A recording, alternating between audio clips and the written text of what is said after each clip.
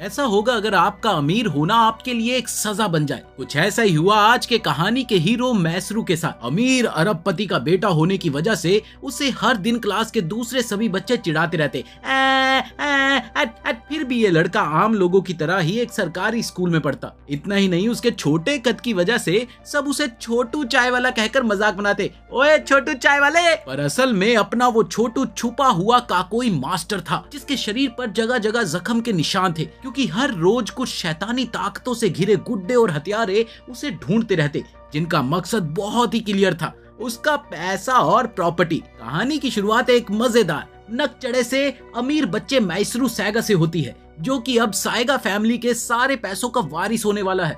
दरअसल साइगा परिवार जापान की सबसे बड़ी टैंक कंपनी का मालिक है। वहीं मैसरू एक लोकल सर्कस का शो देख रहा था, जहां वो किसी आम बच्चे की तरह ही एक्साइटेड था। उसे शो देखने में बहुत ही मजा आ रहा था कि वो कैसे करतब दिखाएंगे, कैसे क्या करेंगे। लेकिन तभी शो बुरी तरह से गड़बड़ा गया, क्योंकि परफॉर्मेंस अचानक से बेकाबू हो गया और उन पपेट्स ने पब्लिक पर ही हमला करना शुरू कर दिया। वहीं मैसरू अपने छोटे होने का फायदा उठाकर चुपके से सर्कस से भाग निकला। इसी बीच हमें एक सुंदर सी कटीली आंखों वाली लड़की नजर आती है, जो कि एक दूसरे सर्कस में अपना शो करने के लिए कपड़े बदल रही थी और अगले कुछ ही मिनटों में परफॉर्मेंस करने वाली थी। वहीं दूसरी तरफ नैरुमी कैटो नाम का एक part time mascot teddy bear के कपड़ों में नजर आता है, ताकि ज्यादा से ज्यादा फैन या टूरिस्ट उस सर्कस की टिकट खरीद सके। इसी बीच अपना हीरो मैसरू साइगा शहर पहुंच गया, जहां वो सीधा टेडी बियर नैरुमी से टकरा गया।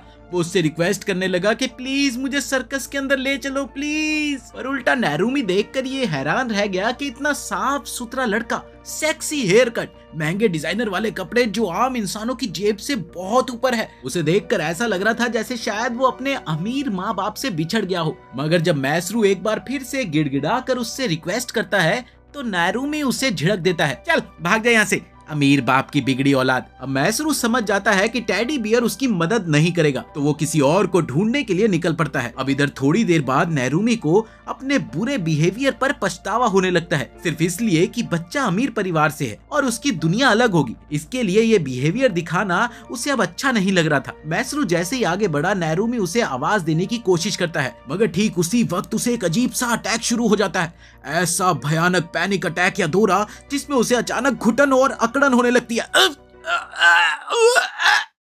और इस सिचुएशन से निकलने का सिर्फ एक ही रास्ता है कि वो किसी को हंसाए, ताकि उसका सिस्टम रीसेट हो सके। अपनी थोड़ी सी बची हुई सांस के सहारे वो शहर की भीड़ भाड़ वाली सड़क पर बड़े ही लिच्चड़ से अंदाज में अजीबोगरीब लौंडा डांस करने लग जाता है, बस इसी उम्मीद में कि उसे देखकर कोई तो हंसे, कोई तो हंसे। ऐसा ही चलता रहता है, लेकिन कुछ मिनटों तक कोई भी नहीं मुस्कुराता और वो लगभग दम घुटकर अब मरने ही वाला होता है कि तभी मैसरू मुड़कर उसे देखता है और जोर से हंस पड़ता है।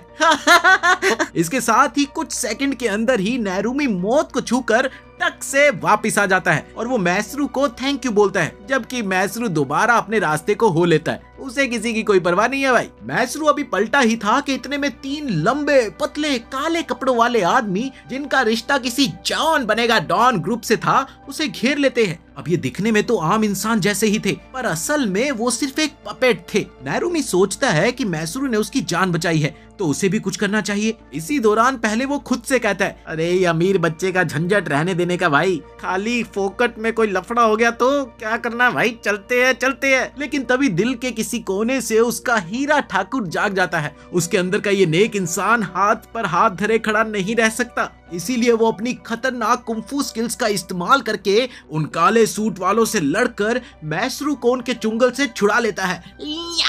काफी जोरदार फाइट के बाद भी उन आदमियों पर कोई असर नहीं दिखता। इसके बाद वो बिना बोले फिर से खड़े उठते हैं। नैरुमी, जो कि इस बात से अनजान है कि वो असल में इंसान नहीं बल्कि कठपुतलियां हैं, अब वो उनका सिस्टम ही पूरी तरह से हैंग करने की सोचते हुए एक का गला तोड़ देता है, जबकि दूसरे का तो भाई साहब हाथ ही उखाड़ देता है। लेकिन ये क्या, वो अजीब से दिखने वाले तातिया बिच्छू खुद को फिर से जोड़ लेते हैं। इसके साथ ही नैरुमी को उनकी सच्चाई का पता लग जाता है और वो मैसरू को पकड़कर भागते हुए शहर के पास वाले स्टेशन पहुंच जाता है, जहां से वो दोनों एक ट्रेन पर चढ़ते हैं ताकि शहर के किसी दूसरे हिस्से तक जा सके। इधर ट्रेन में नैरुमी गर्मी और पसीने से परेशान होकर अपना टैडी वाला सर बाहर निकालता है और अपना असली चेहरा दिखाता है। उसे देखते ही मैसरू कहता है, आए हाय छी छी थू थू थू थू, ये क्या देख लिया भाई, अरे तुम तो बिना मास्क के और भी ज्यादा डरावने दिखते हो। इस पर नैरुमी उसे डांटता है, एक तो मुझे मुसीबत में डाल दिया, ऊपर से आंख दिखाता है। वो उससे पूछता है कि आखिर वो आदमी उसे क्यों ले जाना चाहते हैं कि तभी नैरुमी को फिर से अटैक शुरू हो जाता है। वो उसे गले से पकड़कर बोलता है, अबे हंस, अबे हंस। और मैसरू उसका अजीब सा हाव भाव देखकर फिर से हंस देता है जिससे अटैक रुक जाता है और नैरुमी एक बार फिर बच जाता है। उधर चीजें पटरी पर आ जाने के बाद मैसरू अपना इंट्रोडक्शन देता है कि वो जापान की बहुत बड़ी कंपनी साइगा ग्रुप लिमिटेड का मालिक बनने वाला है। इस कंपनी के आईटी टेक और ऑटोमोबाइल सेक्टर देश भर में फैले हैं। वो बताता है कि उसके पिताजी के मरने के बाद से ही इन कठपुतलियों ने उनका पीछा शुरू कर दिया है। ये सुनते ही नैरुमी समझ जाता है कि ये पतले पतले कठपुतली से हत्यारे लोग शायद मैसरू को किडनैप करके उसकी प्रॉपर्टी और पैसे हथियाना चाहते हैं। इसके बाद वो मैसरू से पूछता है कि आखिर उसके पिता की मौत कैसे हुई, जिसके जवाब में मैसरू बताता है कि हाईवे पर ड्राइविंग करते समय एक एक्सीडेंट हुआ था और उस एक्सीडेंट में उस कार के परछक्के उड़ गए और जांच करने पर यह पता चला कि एक्सीडेंट की वजह कार के टायरों में किसी कठपुतली जैसी चीज की वजह से हुआ है। मैसरू आगे कहता है कि जब वो छोटा बच्चा था तो उसके दादाजी बताते थे कि साइगा परिवार के सभी मर्दों को अपनी खुद की काराकुरी डॉल बनाने का बड़ा शौक था। दरअसल ये डॉल अंदर से क्लॉक वर्क जैसी होती है जिनसे वो इंसानों सी हरकतें और अनोखे करतब दिखाती है। तुम्हें पता है कभी ये साइगा कंपनी सिर्फ कठपुतली बनाने वाला एक छोटा सा बिजनेस था जो सर्कस में स्पेशल डॉल बेचा करता था। यही वजह है कि आज उनके पास इतनी बड़ी मैकेनिकल इंजीनियरिंग कंपनी है। मैसरू ये भी बताता है कि उसके दादाजी ने ये भी कहा था कि अगर उसके पिता की मौत हो जाए तो सारी कंपनी की दौलत उसी को मिलनी है, पर वो पूरी बात समझ नहीं पाया कि आखिर दादाजी कहना क्या चाहते थे। अंत में उसके दादाजी ने बताया कि अगर ऐसा कोई दिन आए तो तुम्हें वो खास सूटकेस ले जाकर सीधा किसी नजदीकी सर्कस में जाकर उसे शिरोगाने नाम के इंसान को ढूंढ कर देना होगा। इतना सब कुछ सुनने के बाद नैरुमी उससे पूछता है आखिर ये शिरोगाने कौन है भाई, पर मैसरू को तो ये खुद नहीं पता। उसे बस इतना मालूम था कि ये बंदा किसी न किसी सर्कस में ही मिलेगा। नैरुमी समझ जाता है कि यही वजह थी कि मैसरू इतनी बेताबी से सर्कस में घुसना चाहता था। नैरुमी उसे आइडिया देता है कि ऐसे मामले में किसी बेतुके सर्कस में भागने से अच्छा है कि हमें पुलिस को बुलाना चाहिए। पर ठीक उसी पल एक और कठपुतली हत्यारा ट्रेन के अंदर आ जाता है और वो नैरुमी के सभी हमलों को आसानी से रोकते हुए उसे पटक देता है। उधर नैरुमी उनके पागलपन भरे पावर को पहचान लेता है, फिर भी वो हार मानने को तैयार नहीं होता। इतना ही नहीं, वो अपनी आखिरी हिम्मत लगाकर इस अमीर बच्चे की रक्षा के लिए एक बार फिर से खड़ा हो जाता है। और ठीक इसी दौरान एक और काले कोट वाला पपेट ट्रेन की पटरियों पर आकर खड़ा हो जाता है, जिसे ड्राइवर इंसान समझकर इमरजेंसी ब्रेक लगाता है। पर वो तो एक लड़की की क्लॉकवर्क डॉल ही थी। अब हुआ भी कुछ ऐसा ही, ट्रेन के ब्रेक तो लग नहीं पाए तो ट्रेन ने उस आदमी के टुकड़े टुकड़े कर दिए। अब ट्रेन तो भैया पटरी से उतर गई। इस तगड़े एक्सीडेंट के होने से मैसरू बुरी तरह से डरकर रोने लगता है। अब भैया बच्चे की क्या गलती है, वो तो बचपन से ही राजकुमारों की तरह पला है ना। इतने में नैरुमी उसे झापड़ लगाकर कहता है, अरे तुम्हारे पास अंबानी से भी ज्यादा पैसे हैं और तुम कमजोर बच्चा सा बनकर रो रहे हो। इन बेवकूफ डॉल्स को अपने पूरे खानदान की विरासत मिटाने दो। ये सब होते होते नैरुमी मैसरू को ट्रेन में ही छोड़कर खुद उन पपेट्स में से एक को पकड़ लेता है और खिड़की से बाहर कूद जाता है, जहां मलबे के पास कोई और सर्कस मौजूद है। थोड़ी ही देर में ट्रेन रुक जाती है। अब मैसरू डगमगाते हुए बाहर निकल ही रहा था कि तभी एक और कठपुतली अचानक कहीं से उसके सामने आ जाती है, जो दिखने में बहुत ही डरावनी है। ये देखते ही मैसरू फिर भागने वाला होता है, पर उसे याद आता है कि नैरुमी ने उसे कहा था कि मजबूत बनो, सारा दारोमदार अब तुम पर है। बस इतना सोचते ही वो एक बड़ा सा पत्थर उठाकर उसे सुपर पावरफुल कठपुतली पर फेंकता है। पर ये क्या, उसे तो एक खरोच तक नहीं आई। तभी मैसरू नोटिस करता है कि ट्रेन का जहां एक्सीडेंट हुआ है वहां पास में किसी दूसरे सर्कस की बिल्डिंग है। पूरे जोर से चिल्लाता है, शिरोगाने! इससे पहले कि कठपुतली उसके पास पहुंचे, सर्कस के थिएटर की लाइट जल उठती है। और ये क्या, कहानी में एक और नया ट्विस्ट। वो खूबसूरत महिला जो स्टार्टिंग में तंग कपड़े पहनकर परफॉर्मेंस करने वाली थी, वो ही असल में शिरोगाने निकलती है। वो देखती है कि ये बच्चा तो मरने ही वाला है, इसलिए वो जिम्नास्ट की तरह पूरी फुर्तीली मूव करके बीच में आ जाती है और मैसरू को मास्टर कहकर बुलाती है। मास्टर! इतना ही नहीं, वो अगले ही सेकंड कहती है कि मैं अपने मास्टर की रक्षा करूंगी। देर न करते हुए शिरोगोने तुरंत ही उस भारी से ब्रीफकेस को खोलती है जो मैसरू के दादा ने उसे दिया था, जिसमें से एक स्पेशल कठपुतली निकलती है, आर्ले क्विन। शिरोगोने इस लेजेंडरी कठपुतली का इस्तेमाल करके स्लेंडर मैन जैसे एनपीसी दुश्मनों को ऐसे निपटा देती है मानो वो रेयर पोकेमोन या यूगी-ओ का ट्रैप कार्ड हो। वहीं आर्ले क्विन इतनी ओपी है कि वो उन सभी कठपुतलियों को आसानी से मार गिरा सकती है जो मैसरू को नुकसान पहुंचाने आई हो। इसके बाद शिरोगोने मैसरू को संभालती है, जिस पर मैसरू पूछता है कि वो कौन है और इस डॉल को कैसे चला पा रही है। शिरोगोने बताती है कि जब वो बच्ची थी तब उसके मम्मी पापा साएगा परिवार की फ्रांस वाले विला में नौकर की तरह काम करते थे और मैसरू के पिता ने उससे ये वादा लिया था कि अगर मेरे बेटे पर कोई भी आफत आई तो तुम उसकी रक्षा करोगी। मुझसे वादा करो, करोगी ना रक्षा। इधर नैरूमी भी कठपुतली को Randy Orton style power slam करके एक बार फिर से खड़ा हो जाता है। हाँ, उसे थोड़ी बहुत चोट तो लगी थी, पर वो शिरोगोने को देखकर काफी हैरान हो जाता है। वो सोचता है कि उसे तो मिस्टर टेडी बियर रीज मोड में एंट्री करनी चाहिए, पर फिर उसकी नजर शिरोगोने पर जाती है जो मैसरू को ऐसे गले लगाए हुए हैं जैसे गन्ने के जूस की मशीन में गन्ने का हाल होता है। बच्चा नैरूमी को देखते ही बताता है कि मैं इन्हीं को तो ढूंढ रहा था। इधर नैरूमी अभी कुछ बोलता कि शिरोगोने को शक हो जाता है कि कहीं ये भी मास्टर मैसरू को नुकसान पहुंचाने वाला दुश्मन तो नहीं। वो अपने आर्ले क्वीन से तुरंत ही नैरूमी पर हमला कर देती है। उधर नैरूमी ने उसे समझाने की बहुत कोशिश की, पर उसने सब कुछ अनसुना कर दिया और थोड़ी ही देर में दोनों के बीच ऐसी लड़ाई छिड़ती है जैसे वो एक दूसरे को मार ही डालेंगे। ये देखकर मैसरू बीच बचाव करने की कोशिश करता है, पर ये क्या, उल्टा दोनों और उसके चेहरे पर जोरदार चांटा लगता है और वो वहीं पर बेहोश हो जाता है। जब दोनों की नजर बेहोश बच्चे पर पड़ती है तब शिरोगोने कहती है कि अब से वो बच्चा उसी के साथ रहेगा जहां कोई कठपुतली उसे ढूंढ ना पाए। वो मैसरू को कंधे पर लेकर चली जाती है। इधर नैरूमी भी मौका देखकर सोचता है कि वो फिर से किसी नई कठपुतली के चक्कर में यहाँ फंस ना जाए, तो अच्छा यही होगा कि यहाँ से कट लो भैया। पर तभी उसे याद आता है कि इन डॉल्स ने कैसे ट्रेन के बेकसूर लोगों को मारा है। इसके बाद वो फैसला करता है कि वो इन सारी शैतानी कठपुतलियों का अंत करेगा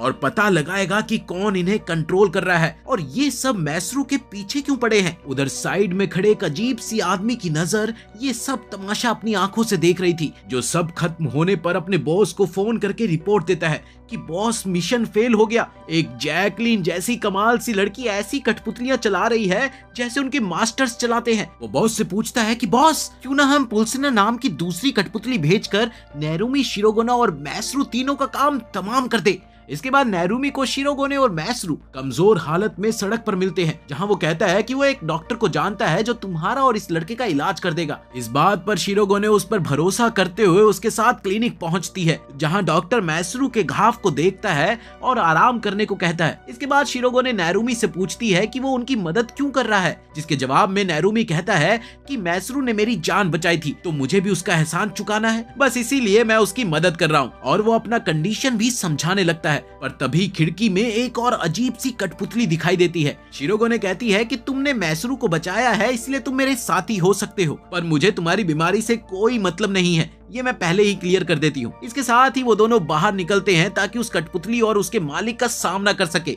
इधर कठपुतली का मालिक जोर से चिल्लाता है, ए! उसका मकसद सिर्फ और सिर्फ लड़के को मारना है, जिसे सुनते ही शिरोगोने गुस्से में भर जाती है और तुरंत आर्ले क्वीन को मैदान में उतारती है। वहीं दूसरी तरफ दुश्मन की कठपुतली पुलसिनेला काफी खतरनाक और बेजोड़ थी। उसकी खास बात ये थी कि वो गुस्से में कंक्रीट तोड़ डालती थी। वो आर्ले क्वीन पर भी जबरदस्त वार करता है, पर आर्ले क्वीन इतनी ओपी है कि उसका हथियार तोड़ देती है। फिर आर्ले क्वीन उसके सर को एक ही हाथ से जकड़कर बंद कर देती है। उसके बाद शिरोगोने सर्वलिंग टाइगर नाम का स्पेशल अटैक शुरू करके पुलसिनेला के टुकड़े टुकड़े कर देती है। इन्हें लगता है कि सब कुछ ठीक हो गया, पर तभी कठपुतली के मालिक की आवाज आती है, पीछे तो देख।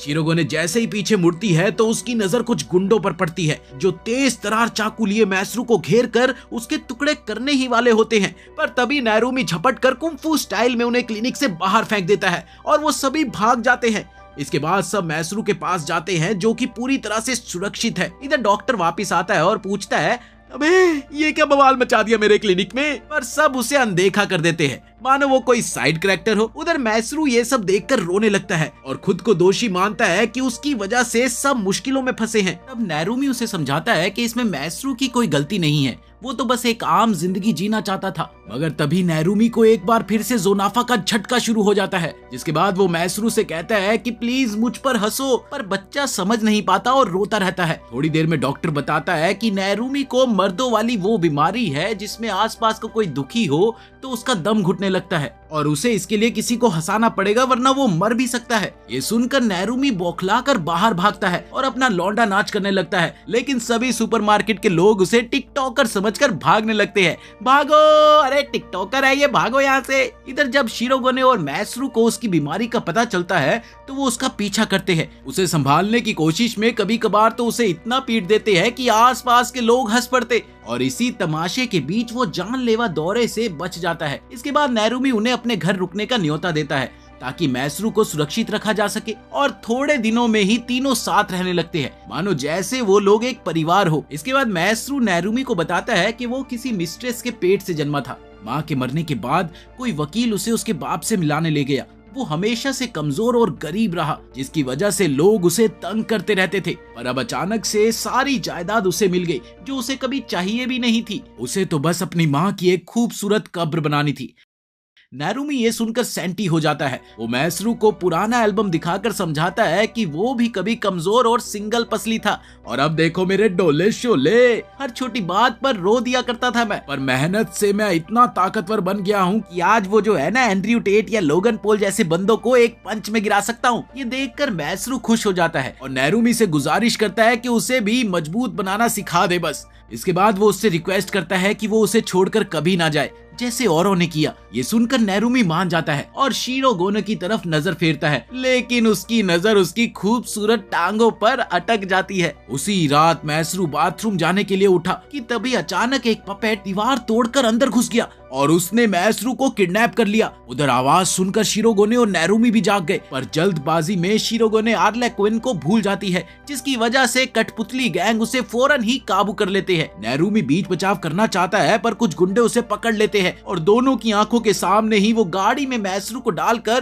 तेजी से ले जाते हैं। अब उधर नैरुमी पुलिस को फोन करने की सोचता है, लेकिन तभी एक काली कार उनके ठीक सामने आकर रुकती है और पिछली लड़ाई में दिखा पपेट मास्टर बाहर निकलता है, जिसका नाम आयरियो है। वो कहता है कि जिसने मैसरू को किडनैप किया है वो भी साइगा परिवार का ही कोई बंदा है जो पैसों की लालच में मैसरू को गोद लेना चाहता है। दोनों साइड्स का मकसद सिर्फ एक ही है, प्रॉपर्टी पर कब्जा करना। अगर नैरुमी और शिरोगोने लड़के को बचाना चाहते हैं तो उन्हें साइगा परिवार के मेंशन तक जाना होगा, जो कि बहुत सारे खतरनाक मास्टर और उनके पपेट से भरा हुआ है और वहां लोगों का स्वागत ऐसे होता है मानो जैसे पोकेमोन गेम में रैंडम बैटल्स ही बैटल्स हो रहे हों। अब ये सुनकर नैरुमी और शिरोगोने पपेट मास्टर एरियो का साथ देते हैं। इधर एरियो के आदमियों ने पहले से तय किया है कि वो उस जमीन में टाइम बम लगाएंगे ताकि ऑपोजिट साइड के लोगों के साथ साथ वो सारी प्रॉपर्टी भी उड़ा सके। उधर नैरुमी अंदर घुसकर न्यूब जैसे गार्ड्स को धड़ाधड़ गिरा देता है। जल्दी वो एक मेन दरवाजे तक पहुंचते हैं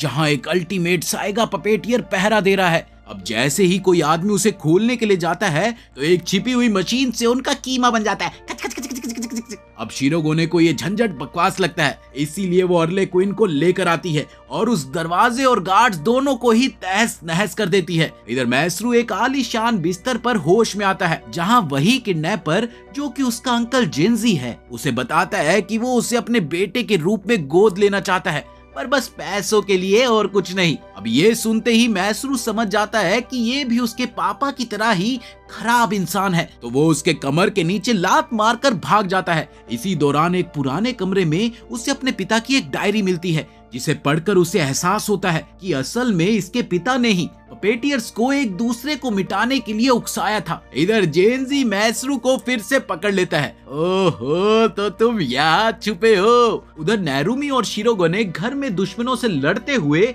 और अंदर आ जाते हैं कि तभी अचानक वो एक जाल में फंसकर एक भयंकर टनल में गिर जाते हैं। इसी तरह बड़ी मुश्किल से नैरुमी शिरोगोने को गिरने से बचाता है, और इसी दौरान उसे खुद को बहुत चोट लगती है, पर वो अपनी होने वाली दुल्हन शिरोगोने को खरोच तक नहीं आने देता। उधर जेनजी मैसरू को कंट्रोल रूम में लाकर नेरुमी और शिरोगोने का हाल दिखाता है, जिसे देखकर मैसरू बुरी तरह से हताश हो जाता है और अगले ही पल वो जेनजी पर आग बुझाने वाले हथियार से हमला करके खिड़की से कूद जाता है। इस दौरान उसे नेरुमी की बात भी याद आती है कि बाबू मोशाई, सिचुएशन कैसी भी हो हमेशा हंसते रहने का। अब इसी दौरान नीचे एरियो किसी पपेटियर से बुरी तरह से घिरा हुआ होता है कि तभी मैसरू उसके ऊपर आके गिरता है और उसे बचा लेता है। इसी बीच मैसरू उसे डायरी दिखाकर समझाता है कि कैसे साएगा परिवार ने इन हथियारों को सिर्फ मोहरा बनाया है।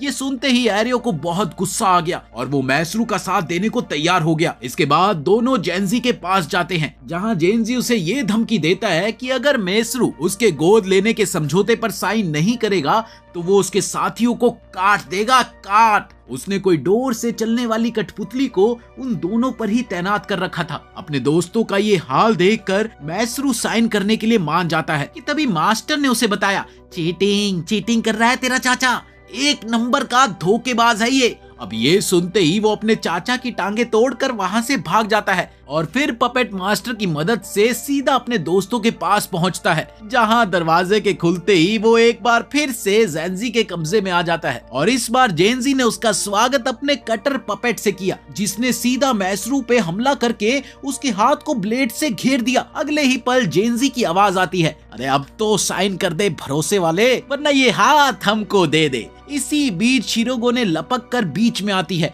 और अपने हाथ कटवाने को तैयार हो जाती है, पर नारुमी को ये बर्दाश्त नहीं होता। आखिर जिस लड़की पर उसका क्रश है वो भला टूंडी थोड़ी ना अच्छी लगेगी। अगले ही पल वो कठपुतली के ब्लेड तोड़ देता है और लोहे की सलाखों को मोड़कर सबको आजाद कर देता है। इधर नेरुमी और शिरोगोने की नजर जैसे ही बुरी तरह पिटे हुए मैसरू पर पड़ती है, वो देखकर तो नेरुमी बौखला जाता है। इसके बाद वो गुस्से में आकर सबकी चटनी बना देता है।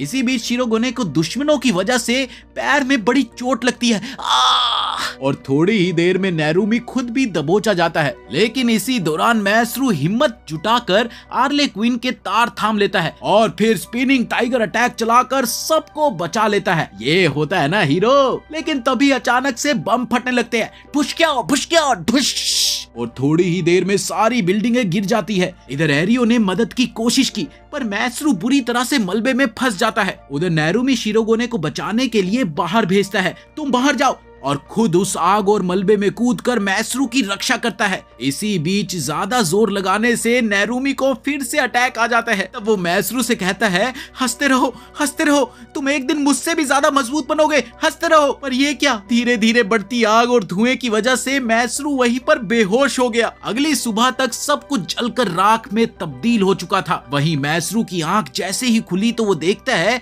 कि वो अब भी नेरुमी के हाथ के नीचे सुरक्षित पड़ा है। ये देखकर वो बहुत खुश हो जाता है कि दोनों बच गए। पर तभी अचानक उसकी नजर ऊपर की ओर गई, जहां उसे ये एहसास हुआ कि वहां सिर्फ नेरुमी का हाथ ही है। शायद नेरुमी आग में जलकर मर गया। खैर, इस घटना को 2 महीने बीत जाते हैं। मैसरू और शिरोगोने चोटों से उभर कर फिर से नॉर्मल लाइफ जीने की कोशिश करते हैं। एक तरफ जहां मैसरू ने साइगा परिवार की जिम्मेदारी संभाल ली थी, वहीं दूसरी ओर शिरोगोने ने भी सर्कस छोड़ दिया था और अब वो मैसरू के घर में मेड की तरह रहने लगी थी। दोनों को ही नेरुमी की बहुत याद आती थी। इधर शिरोगोने को लगता था कि अब उसकी जिंदगी में हंसने का कोई रोल ही नहीं है, क्योंकि वो आखिरी पलों में नेरुमी को बचा नहीं पाई। उधर मैसरू दोबारा स्कूल जाता है, जहां लड़के एक बार फिर से उसे तंग करने लगते हैं, पर उसके जवाब में अब वो ना तो रोता है और ना ही लड़ता है, बल्कि अपनी हल्की सी मुस्कान के साथ वो उन्हें टाल देता है। एक बार जब उन्होंने उसे धक्का दिया, तब गलती से उसकी पट्टियां खुल गई और उसके जख्म दिखने लगे। तब मैसरू से रहा नहीं जाता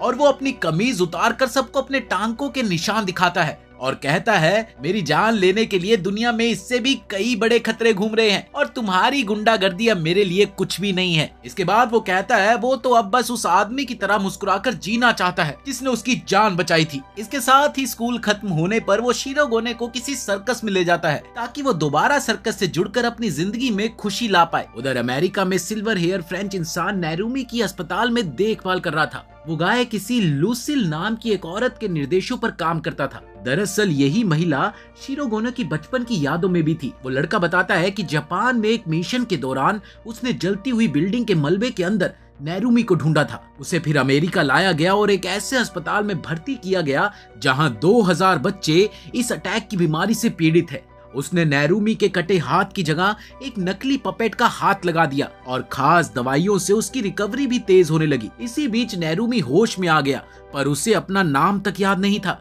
तब वो आदमी नेरुमी को उसका पुराना ड्राइविंग लाइसेंस दिखाता है और वो उसे बताता है कि कैसे उसने उसे बचाया। इसके बाद नेरुमी अपना दिन उन बीमार बच्चों के साथ खेलते हुए बिताता है, जहां वो उनकी बीमारी से लड़ने में उनकी मदद करके उन्हें हंसाता है। हंसो बच्चों, हा हा हा हा हा। एक रात नेरुमी देखता है कि इस अस्पताल के डॉक्टर्स सभी नशे की लत में डूबे हुए हैं। यहाँ तक कि नेरुमी की देखभाल करने वाला वो लड़का एक बच्चे से कुछ उगलवाने की कोशिश कर रहा है। ये देखते ही नेरुमी गुस्से से बौखला गया और उन लोगों से इस बात का जवाब मांगता है। इसके जवाब में वो लड़का उसे बताता है कि इस बीमारी ज़ोनाफा का कोई भी इलाज नहीं है, बस एक एक्वाविटे नाम की एक चीज है जो किसी पुराने अल्केमिस्ट ने बनाई थी, पर अब उसे कोई फिर से बना ही नहीं सकता। साथ ही वो ये भी समझाता है कि ज़ोनाफा के 3 स्टेजेस है। पहला जहां घुटन और पैनिक अटैक आते हैं, दूसरे स्टेज में शरीर की इम्यूनिटी खत्म हो जाती है और वही तीसरे स्टेज में इंसान अमर हो जाता है, लेकिन पर वो हमेशा के लिए लकवे का शिकार भी हो जाता है। ये बीमारी किसी ऑटोमेशन के गुट द्वारा फैलती है जिसका नाम मिडनाइट सर्कस बताया गया है। ये वो ग्रुप था जो इंसानों को नष्ट करना चाहते हैं। वो बताता है कि अगर इन्हें रोका नहीं गया तो पूरी दुनिया ही ज़ोनाफा की बीमारी से तबाह हो सकती है। ये सुनकर नेरुमी को गुस्सा आता है कि कैसे ये मैकेनिकल राक्षस मासूम बच्चों को तबाह कर रहे हैं। वो किसी भी कीमत पर इन्हें रोकना चाहता है। तब वो लड़का बताता है कि उसने एक्वाविटे का आखिरी हिस्सा नेरुमी को ठीक करने में लगा दिया, जिसकी वजह से उसकी रीजनरेशन पावर और शरीर की शक्ति बढ़ी है। अब वो पूरी तरह से बिल्कुल ठीक है। इस नई जिंदगी के बदले वो लड़का चाहता है कि नेरुमी भी एक कठपुतली चलाने वाला योद्धा बने और इन ऑटोमेशन से लड़े। शिरोगोने शब्द सुनते ही नेरुमी को अपने पास्ट के बारे में थोड़ा सा याद आता है। उसी समय लूसिल आकर बताती है कि ऑटोमेटा ने यहाँ पर हमला कर दिया है। ये सुनते ही नेरुमी बच्चों की रक्षा के लिए उनसे जा भिड़ा और सारे ऑटोमेटा को चूर चूर कर दिया। अब नेरुमी उस लड़के की बात मानकर एक तगड़ा शिरोगोने बनने की कसम खाता है। इधर जापान में शिरोगोने किसी सड़क पर सर्कस ट्रिक दिखाकर पैसे कमा रही थी ताकि अपने नए सर्कस के फंड के लिए पैसे जोड़ सके। उसकी परफॉर्मेंस के बाद विल्मा नाम की एक लड़की उससे छुरे फेंकने की बाजी लगाती है और इतना ही नहीं, वो बड़ी आसानी से उससे जीत भी जाती है, जिसके बाद उन दोनों में दोस्ती हो गई। असल में विल्मा एक कॉन्ट्रैक्ट किलर थी जिसे मैसरू को मारने का कॉन्ट्रैक्ट मिला था और इसी दौरान एक रात उसने मैसरू पर हमला कर दिया। पर ठीक उसी समय वहां पर शिरोगोने बीच में आ गई और इसके साथ ही दोनों में खतरनाक लड़ाई शुरू हो गई। विल्मा के नाइफ मानो गोलियों की रफ्तार से निकलते हैं, जिससे शिरोगोने पूरी तरह से छलनी हो गई। यहाँ तक कि उसके सर में भी एक चाकू घुस जाता है, पर इसके बावजूद भी वो हार नहीं मानती और आखिरकार वो विल्मा को हरा देती है। के बाद वो कहती है कि वो एक्वाविटे की बदौलत अब भी खड़ी है। उधर मैसरू के रिक्वेस्ट पर शिरोगोने विल्मा को मारती नहीं बल्कि उसके घाव पर पट्टी बांध देती है। इसके साथ ही विल्मा की जान बख्श दी गई, जिससे विल्मा का दिल पिघल गया और वो उन्हें मारने की बजाय उसी सर्कस में नाइफ थ्रोअर बनकर शामिल हो जाती है। फिर कुछ दिन बीतते हैं, जिसके बाद शिरोगोने ने काफी पैसा जमा कर लिया था और जिन पैसों से मैसरू और बाकी सभी लोग एक बड़े सर्कस शो का आयोजन करते हैं। उधर शिरोगोने अब भी नेरुमी के खोने का दुख मनाती हुई अपने आप को दोष देती है कि काश उसने उसे कुछ ज्यादा अपनापन दिखाया होता, पर उसे सर्कस में अब भी परिवार सा माहौल ही मिल रहा है। इधर लड़का नेरुमी और लूसिल तीनों चीन जाने वाली फ्लाइट में बैठते हैं, जहां उड़ान के दौरान कुछ ऑटोमेटा ने प्लेन को हाईजैक कर लिया और पायलट्स को मार दिया। अब उनका अगला मकसद बम लगाकर जहाज को उड़ा देना है। ये देखकर नेरुमी और उसके साथी प्लानिंग करके उन पर पलटवार करते हैं, जिससे सभी पैसेंजर बुरी तरह से डर गए। ऑटोमेटा पैसेंजर्स को धमकाते हुए कहता है कि नेरुमी पर जितना हमला होगा उतनी बार वो लोगों की उंगलियां तोड़ेंगे। इसके बाद नेरुमी 7 हमलों को झेलता है, जिससे और कोई नहीं बल्कि लड़के की 7 उंगलियां तोड़ दी जाती है। इसके बाद लड़का अपनी कठपुतली ओलंपिया तैनात करता है, जो रॉकेट बूस्टर जैसी टेक्नोलॉजी से भरी पड़ी है और जहाज के बाहर जाकर इंजन उड़ाने पर उतारू ऑटोमेटा को रोकती है। वो किसी न किसी तरह से जहाज को जापान के किनारे पर उतार देते हैं, जहां मैसरू का सर्कस चल रहा है। एक ऑटोमेशन बाहर निकलता है और सीधा मैसरू पर हमला करता है। ये देखकर शिरोगोने उसे बचाने के लिए बीच में आ गई, पर उस ऑटोमेटा के वार से वो बुरी तरह से घायल हो गई। उधर ऑटोमेशन ने गलती से शिरोगोने का खून चख लिया कि तभी अचानक नेरुमी वहां आकर उसे खत्म कर देता है। उसने मैसरू के सिर पर हाथ फेरा और फिर तेजी से गायब हो गया, जैसे वो धुएं में कहीं पर खो गया हो। ये देखकर शिरोगोने और मैसरू इस सोच में पड़ जाते हैं कि क्या वो अभी भी जिंदा है। उधर नेरुमी इसके बाद लूसिल के साथ वापस चीन लौट गया, जबकि वो लड़का यहीं पर घायल होकर अपना दर्द सहता रहता है। इधर शिरोगोने को पता चलता है कि वो लड़का उसका पुराना गुरु है, जिसने उसे कठपुतली चलाना सिखाया था। अब वो बुरी तरह से घायल है, इसीलिए शिरोगोने और मैसरू उसकी देखभाल करते हैं। एक रात मैसरू को बुरे सपने आते हैं, जिसके बाद वो सोचता है कि उसे समझना होगा कि उसके पिता ने सब कुछ उसी के नाम क्यों कर दिया और इस पूरे रहस्य के पीछे आखिर बात क्या है। उधर नेरुमी भी अपने पुराने कुंफू मास्टर के गांव जाता है, जहां पर वो मास्टर की बेटी से मिलता है, जिसने उसे बताया कि उसके पिता जोनाफा का इलाज ढूंढने के लिए स्प्रिंग ऑफ लाइफ की तलाश में है, ताकि वो उसका पानी पीकर ठीक हो सके। थोड़ी ही देर में उसे वहां पर मास्टर पत्थर पर बैठा दिखाई देता है। नेरुमी उसे कठपुतलियों और दुनिया पर मंडराते खतरे के बारे में सब कुछ बताता है। तब बूढ़ा उसे बताता है कि वो बाई परिवार से था, जिन्होंने काराकुरी डॉल, एक्वाविटे और अनजाने में जोनाफा फैलने वाली चीजों की नींव रखी थी, वो भी सदियों पहले। दरअसल यिन और जिन दो भाई थे, जिन्हें गलती से एक ही लड़की पसंद आ गई। अब लड़की का चक्कर तो खतरनाक होता ही है, और यही कारण भी बना। जहां यिन ने लड़की से शादी कर एक्वाविटे की खोज करी, वहीं उसी लड़की की चाह ने जिन को शैतान बना दिया। इसी बीच पेंटालोन, जो कि उन 4 सबसे पुराने ऑटोमेटा में से एक माना जाता है, वो वहां पर आ गया। उसने बताया कि किसी को नहीं पता कि जिन नाम का छोटा भाई कहाँ गया। इतने में मास्टर डायनामाइट से विस्फोट करके खुद कुर्बान हो जाता है, बूम, ताकि नेरुमी और उसके लोग बचकर आगे बढ़ सके। इसके बाद लूसिल किसी शिरोगोने डॉग की मदद से पेंटालून का सुराग ढूंढती है, जिसने उसे मिडनाइट सर्कस के बेस तक पहुंचा दिया। वो वहां पर सारे शिरोगोने योद्धाओं को फाइनल लड़ाई के लिए बुलाती है। अब शिरोगोने वो लोग हैं जिन्होंने अपने शरीरों में मैकेनिकल बदलाव कर रखे हैं, ताकि वो ऑटोमेटा से लड़ सके, और वहां पर बहुत बड़ी गिनती में योद्धा इकट्ठे होते हैं। अरे भैया, बात दिलचस्प तो तब हो गई जब सैकड़ों लोगों के आने के बाद भी रूल्स बड़े ही अजीब से रखे गए। और वो रूल क्या था? 1-on-1 लड़ाई, जिसमें सिर्फ जीतने वाला ही आगे बढ़ेगा। लूसिल, फातिमा, रकेनफिल, टीम टार और नारुमी जैसे 6 चुनिंदा शिरोगोने सर्कस टेंट में घुसते हैं, जहां उन्हें निचले दर्जे के बहुत से ऑटोमेटा से लड़ना पड़ता है। नारुमी कई सारों को तोड़ता जाता है। अब कुछ शिरोगोने साथी कमजोर भी साबित होते हैं, इसीलिए वो मारे जाते हैं। नारुमी एक खूंखार ऑटोमेटन को हराता है, जिसने पिछले कुछ बंदों को मार दिया था। आगे फातिमा और मिंगशिया भी कुछ बेस लेवल डॉल से लड़ते हैं। इसके बाद उन्हें 2 दरवाजों में से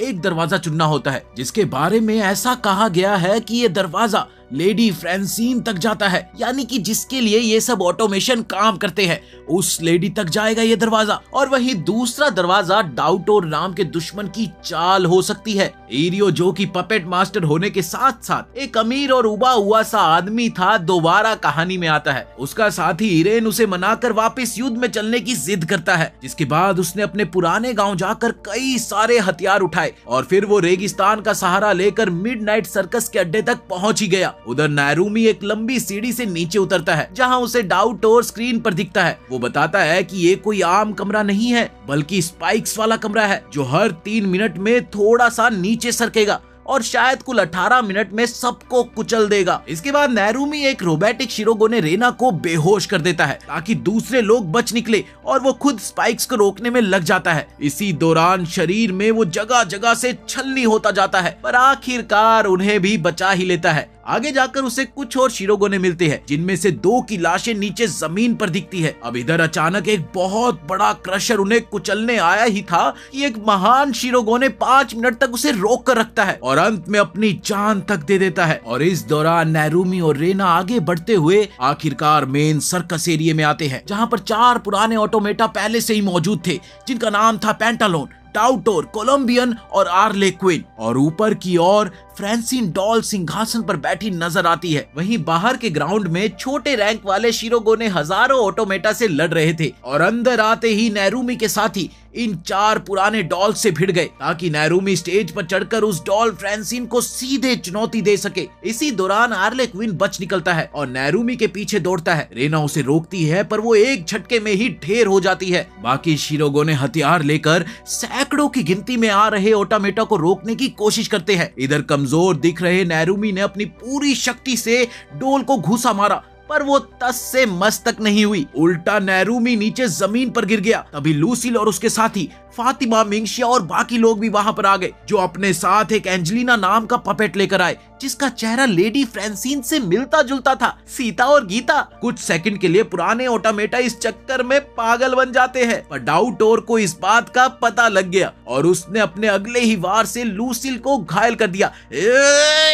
पर इस वार से डाउटर खुद भी घायल हो गया। उधर फातिमा और एक डॉक्टर शिरोगो ने मिलकर नैरूमी को ऑपरेटिंग टेबल पर ले जाते हैं क्योंकि उसका एक्वाविटे इंजेक्शन खत्म होने लगा था, जिससे उसका शरीर पत्थर जैसा होने लगा। अब डॉक्टर मजबूर होकर बाकी मरे हुए शिरोगोनो के मशीन पार्ट्स निकालकर नैरूमी के शरीर में जोड़ता है ताकि वो जिंदा रह सके। इसके बाद लूसिल आखिरी बार उसे हिम्मत देती है कि वापस जाओ और लड़ो। उधर कॉलिन भी एंजेलिना का सच जानकर अब वापस उठ खड़ी होती है, जहां उसका सामना करते हुए एक खूबसूरत सा डार्क शिरोगो ने उस पर जहरीले सांप वाले पपेट से हमला करता है। उधर नया दोबारा से जन्मा नैरूमी अपने नए मैकेनिकल बॉडी के साथ सामने आता है और बाकी बचे ऑटोमेटा को तोड़ता जाता है। पेंटालोन आखिरी वार की कोशिश करता है पर वो भी टाए टाए फिश हो जाता है। उधर धीरे धीरे नैरूमी फ्रेंसिन डॉल के पास पहुंच गया, जहां उसने फ्रेंसिन से जोनाफा को रोकने की बात कही। उसे पता चलता है कि वो कोई असली फ्रेंसाइन डोल नहीं बल्कि वो एक रिप्लिका है और बस असली डोल को ही पता है कि जोनाफा को कैसे रोका जा सकता है। ये सुनते ही नैरूमी गुस्से से लाल हो गया और उसने एक ही झटके में उसे खत्म कर दिया। इधर मैसरू दोबारा से नॉर्मल जिंदगी जी रहा है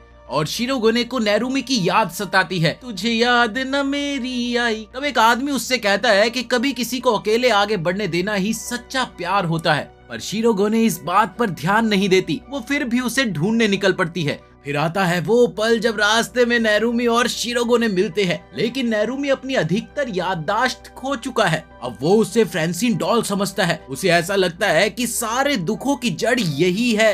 पर आगे से शिरोगोने कहती है कि मेरा असली नाम लियोनोर है, तुमने मुझे मुस्कुराना सिखाया था। पर नैरूमी नहीं मानता और उसे मारने का फैसला करता है। इस पर वो बस इतना कहती है कि अगर तुम्हें मेरी बातों पर यकीन नहीं है तो तुम अपनी मर्जी कर सकते हो, पर मैं सच बोल रही हूँ। ये सुनते ही वो वार करने से पहले ऐन वक्त पर रुक जाता है और उलझन में भाग जाता है। उधर मैसरू अपने पिता के मकसद का सुराग जानने के लिए पुराने जले हुए पारिवारिक मेंशन जाता है, जहाँ वो 30 सालों से इंतजार कर रहे किसी माली से मिला। अब माली ने उसे एक डिब्बा और उसके पिता का खत दिया। ये तुम्हारे पिताजी का है, रख लो इसे, जिसमें एक खास बेसमेंट के दरवाजे को खोलने की बात लिखी हुई थी। अब ये देखकर मैसरू हैरान होता है कि उसके पिता ने 30 साल पहले ही ये सब कैसे सोच लिया था। खैर, उसके अंदर जाते ही एक रिकॉर्डिंग चलती है जिससे पता चलता है कि असल में मैसरू का पिता सदायोशी बहुत ही खतरनाक इरादों वाला इंसान था, जिसने मैसरू को सिर्फ इसलिए पाला ताकि बड़े होकर वो उसके शरीर पर कब्जा कर सके। उसने मैसरू के दिमाग में कोई बायो चिप लगाई थी जिससे सदायोशी की यादें उसके मरते शरीर से मैसरू में ट्रांसफर हो जाए, मगर ट्रांसफर में कुछ गड़बड़ हो गई। इसीलिए उसने ये पूरा बेसमेंट वाला इवेंट सेटअप करके रिकॉर्डिंग छोड़ दी ताकि मैसरू के दिमाग में छुपी यादें जाग सके। अब ये सुनकर मैसरू बुरी तरह से हिल गया। तभी उसे 3 बहुत ही एडवांस कठपुतलियां दिखाई देती है जिन्हें उसके पिता पीछे छोड़ गया था। इसी बीच मैसरू ने वहां से भागना चाहा और वहां पर 2 लोग और मौजूद थे जो आर्ले के कबीले के बताए गए और साथ ही वो मैसरू के दादा शोजी के कर्जदार भी थे।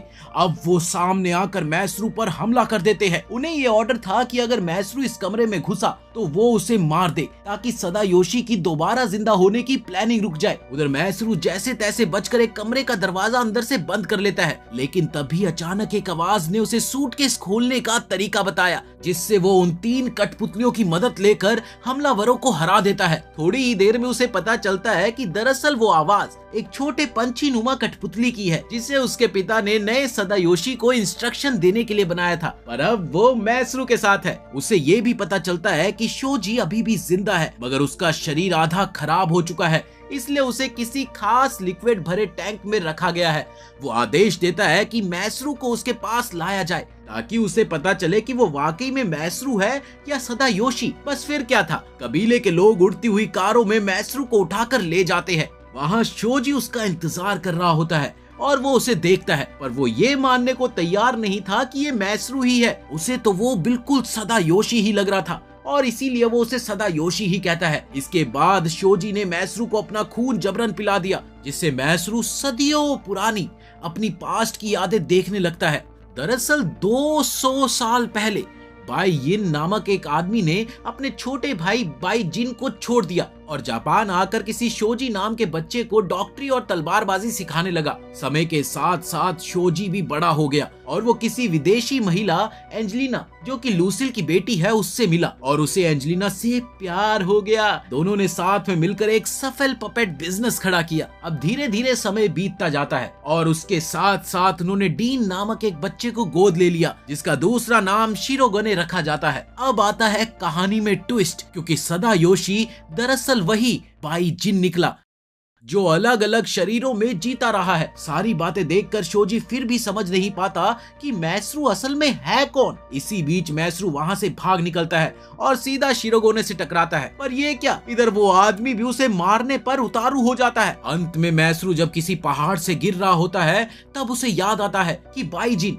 यानी कि सदायोशी ने सदियों से ये कहानी रची थी ताकि वो दूसरे लोगों के शरीर लेता रहे, जैसे कि शिरोगोने का बचपन बिगाड़ा, खुद मैसरू का पिता बना ताकि एक दिन अपनी यादें बेटे के शरीर में ट्रांसफर कर सके। और तभी फेसलेस नाम का इससे भी ज्यादा बेकार शख्स सामने आता है। असल में वही बाई जिन है जो कि एक और शरीर में था।